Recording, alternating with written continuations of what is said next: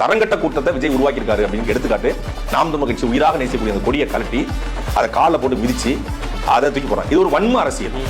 இந்த வன்ம அரசியலானதான் விஜய் போன்றவர்கள் தமிழ்நாட்டு அரசியலுக்கு அப்புறப்படுத்தப்படணும்னு நினைக்கிற காரணம் இந்த மாதிரி வன்ம அரசியல் தான். என்ன கற்றுக் கொடுத்துருக்க நீ முதல்ல?